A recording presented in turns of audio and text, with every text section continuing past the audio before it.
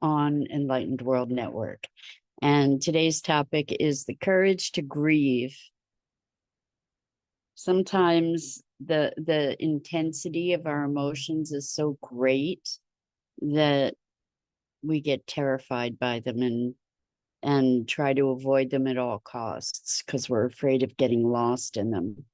And the problem with that is that if we don't allow those emotions to process through, then the energy of that gets stuck and it persists in our body and in our emotions. So we're going to talk about the courage to grieve and how we can allow our hearts to heal by invoking that courage. So before we get started, let's just take a minute or two to get present. Let's take a deep breath in through your nose and hold it. And imagine clean, crisp oxygen flooding your lungs, flowing into your bloodstream, nourishing all your cells, all your organs, bringing vital life energy to your body and being. And as you exhale any tension, stress, negativity, fatigue. And now let's take another deep breath in through your nose and hold it.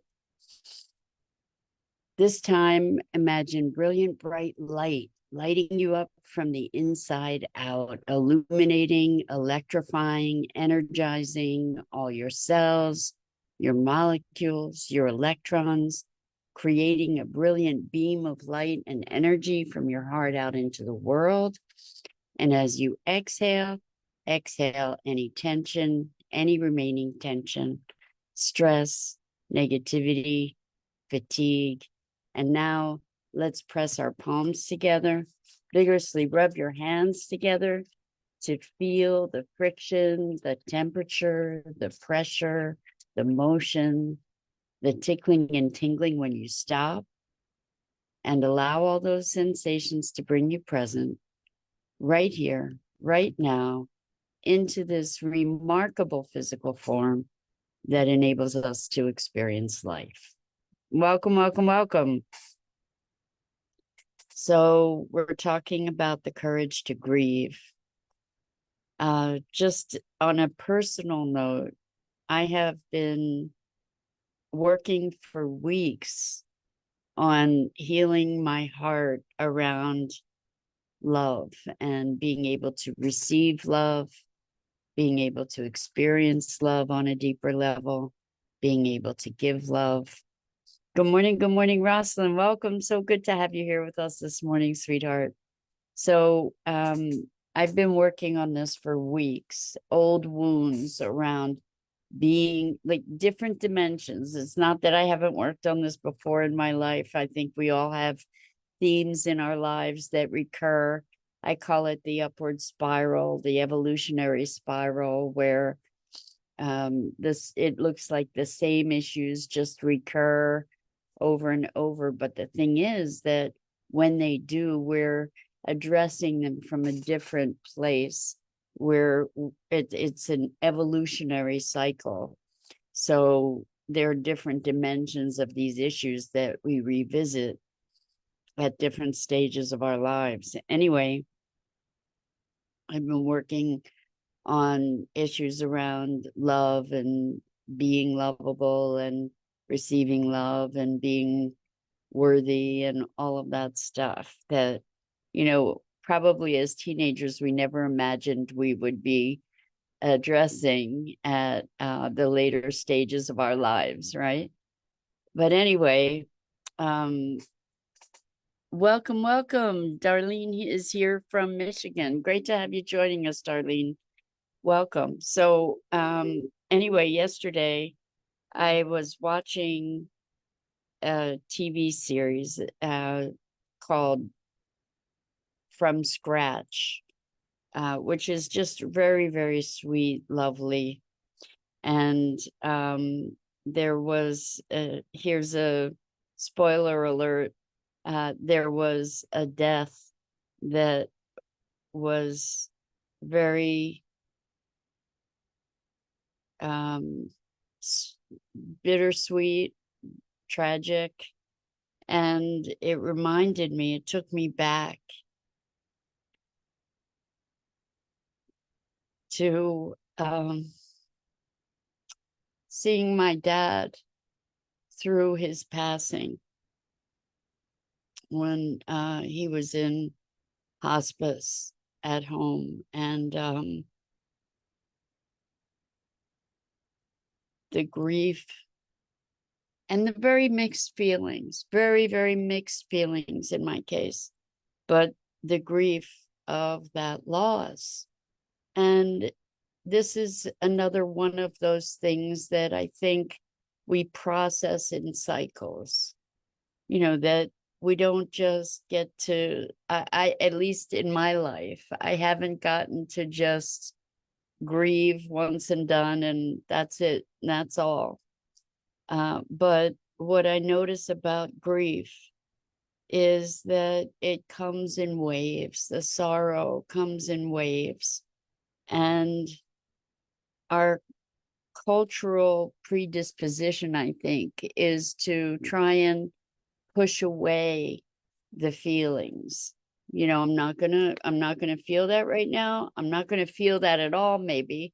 We just tamp it down, we shunt it away into some kind of dark corner, we close the door, lock it, throw away the key. The thing is that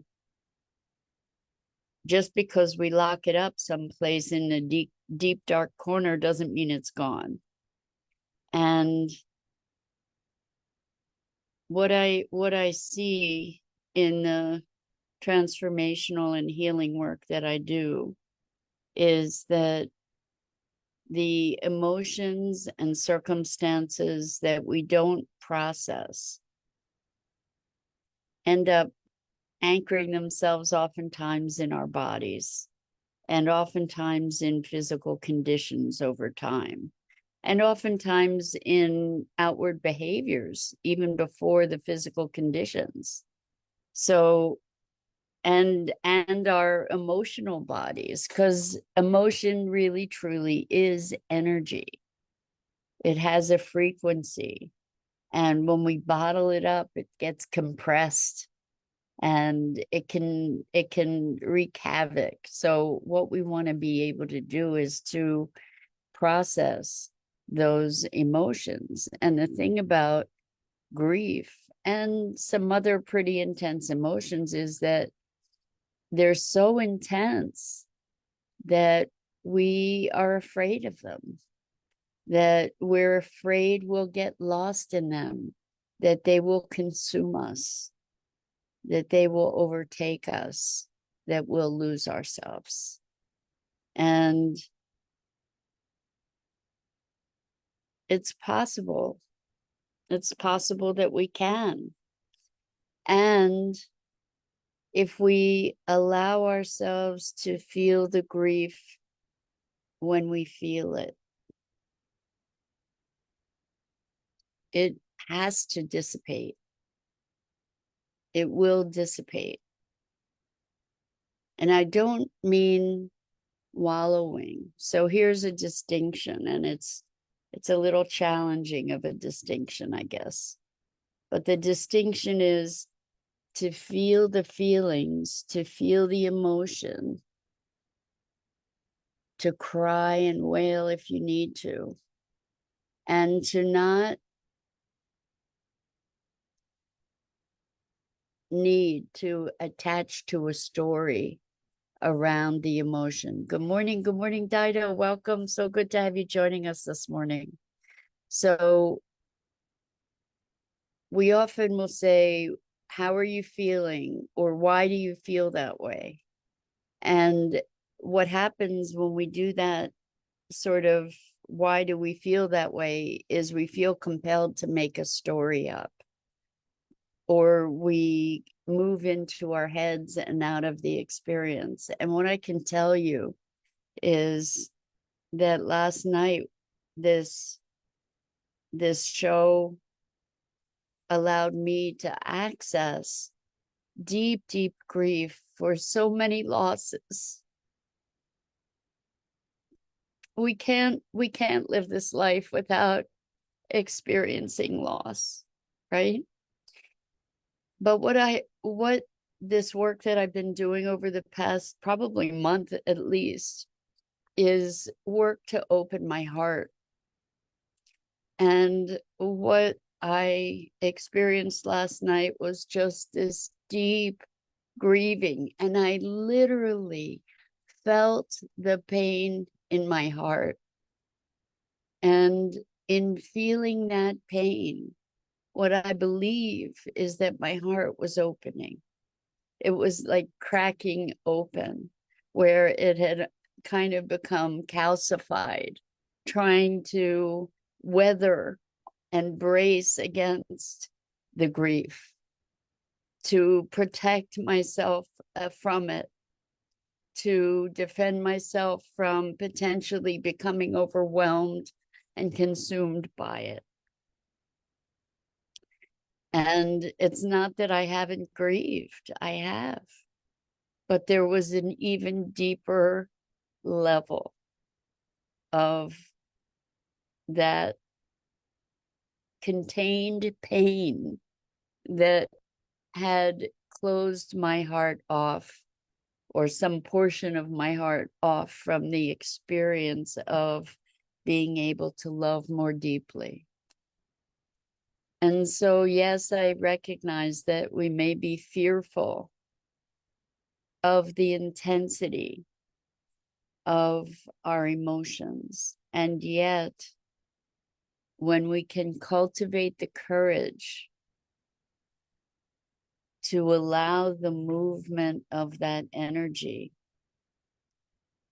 there's a sense of freedom, of liberation, of vitality. We're actually allowing life to move through us more fluidly. We're actually allowing ourselves to experience life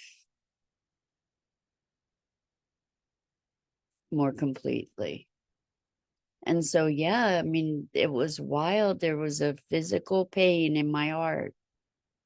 And apparently, there is a broken heart syndrome where there really is such a thing, that our emotion impacts our physical heart. And that's why it's so important to allow the release of that energy, the tears, the sadness. It is an energetic release. We are energetic beings. And science is validating that more and more and more. And so it's by curating our energies that we curate our health. And a big part of that energy is emotional. So, how do we cultivate the courage to experience those emotions? I mean, some of us have experienced depression, myself included, that is so deep that it can be terrifying to imagine going back to that depth of darkness again. And yet the valleys, the hills and valleys of our emotions are the essence of life to such a great degree.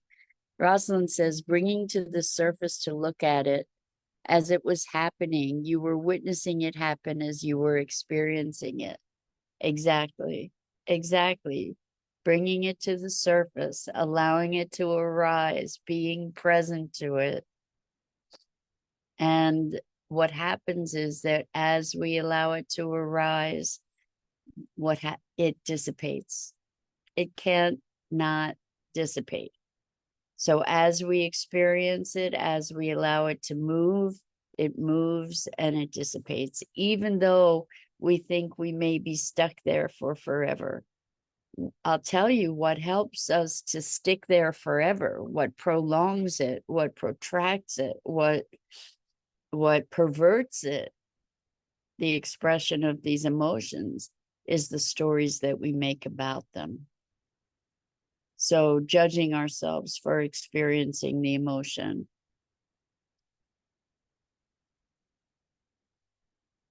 telling ourselves that we're going to be strong, for example, as if experiencing emotion is weakness.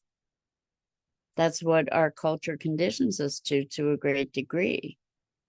That you're too emotional, you're too sensitive. Too emotional, too sensitive for what? You know, the emotion is a way that we connect with our world. It's a dynamic communication, actually. Rosalind says, transmuting, is that what changed the energy? Not sure what that word transmuting means. Yes, so transmuting means transforming something from one thing into something else. And so energy is energy, and it occurs at different frequencies, and emotions occur at different frequencies. When we can allow the movement of that energy, allow the movement of that frequency to pass through, then it becomes dissolved or transmuted into something else. The frequency changes. And we can't, it's my experience anyway, is that we can't sustain an emotion or even a thought. Some people have trained themselves into being able to have that level of concentrated focus, but generally we can't sustain an emotion or a thought indefinitely. It changes. And so even if we have waves of sorrow,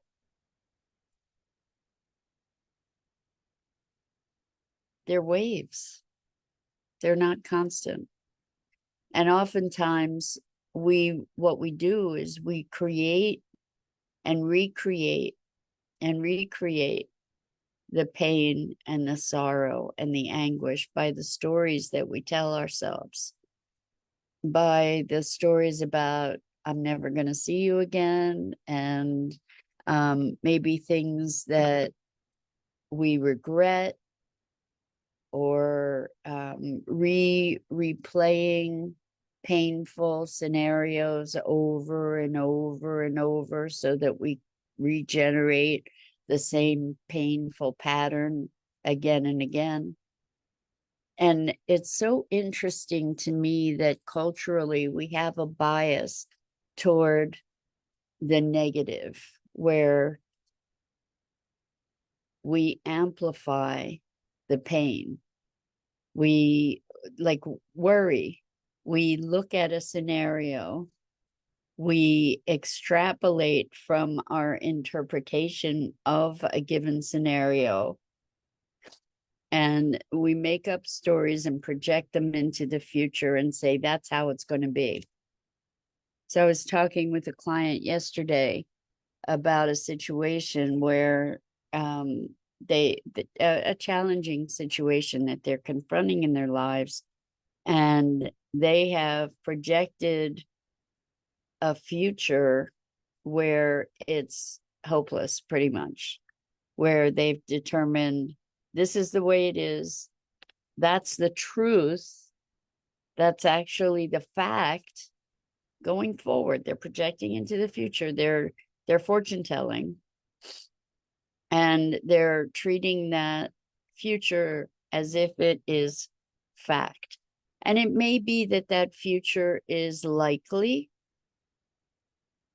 You know, we try to predict the future based on what we know, and we project it forward, right? Well, what we're doing when we do that is we're taking the past And we're putting it in front of us, so we get to live into the past. And the thing is that it's fantasy. It may be probable fantasy, but it's fantasy. And the truth is that we don't know what the future is going to bring. In any moment, there can be disruptive change for the positive, even. It doesn't have to be disruptive change for the negative.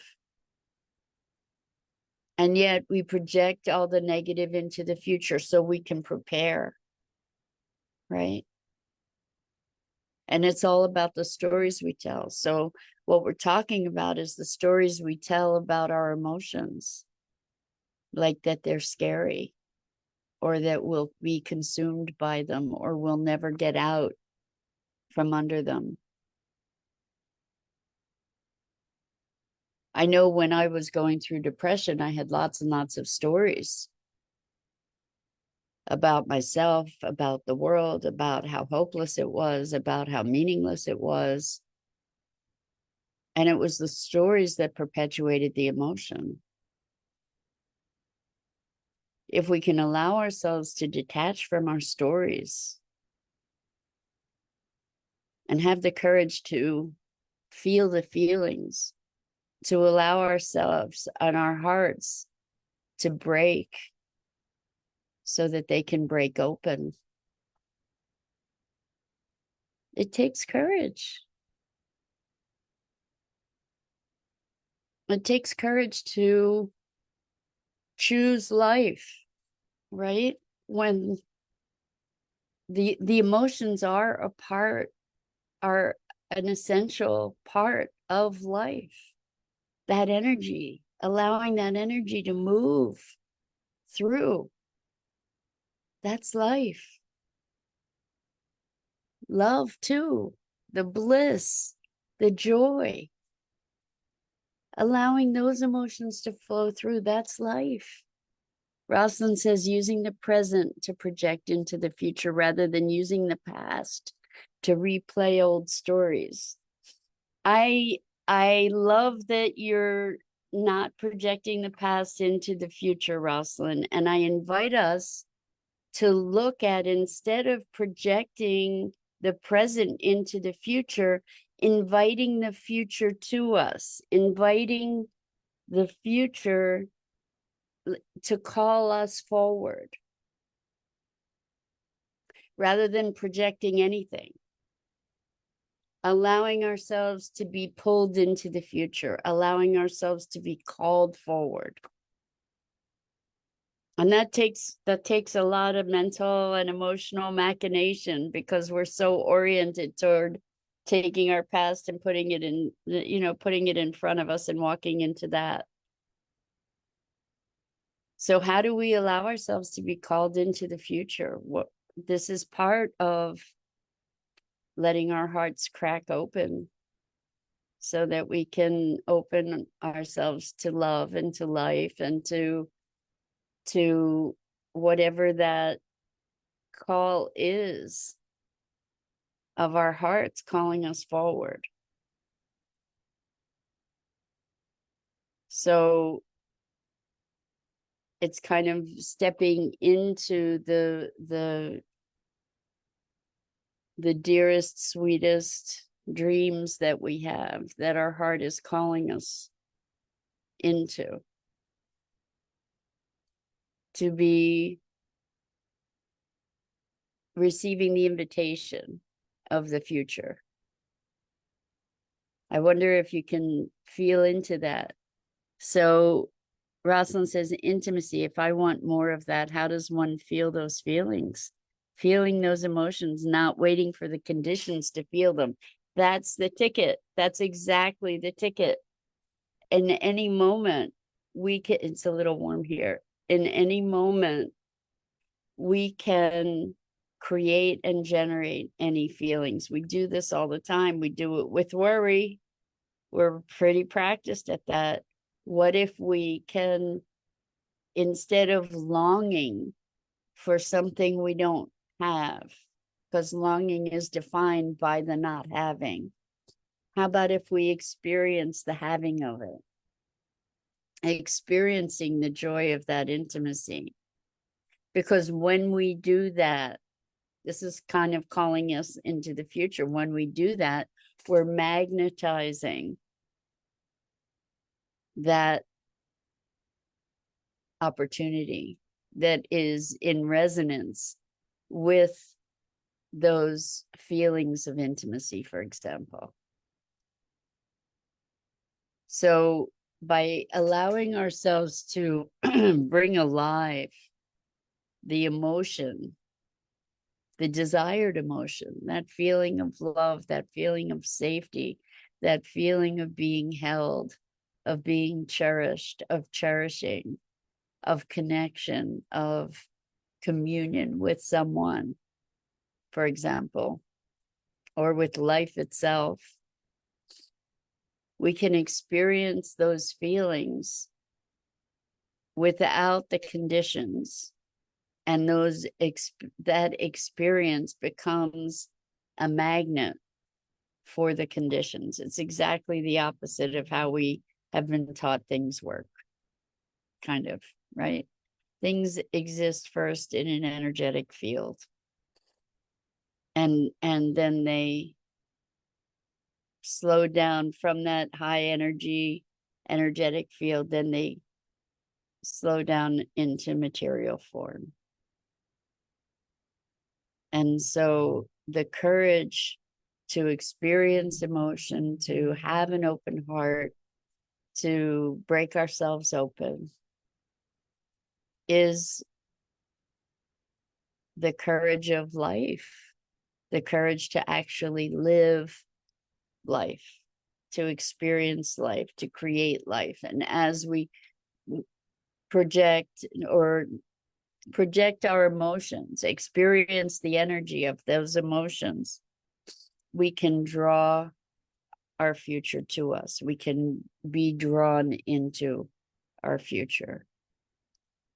And it's all through the courage of being willing to experience emotions. So the courage to grieve, the courage to feel.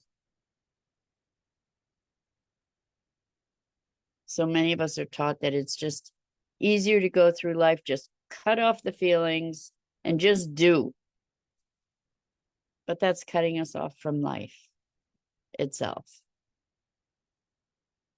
And so let's cultivate that courage. That's it for today. I'm Mira Rubin. This is the Core Connection, and I go live here each weekday morning at 9 a.m. Eastern on the Enlightened World Network Facebook page and YouTube channel. And I invite you to like, follow, and share Enlightened World Network and me. The links are in the description. And as always, it's a deep, deep, deep pleasure and privilege to share these morning musings on what it is to be human. So until next time, so much love to you.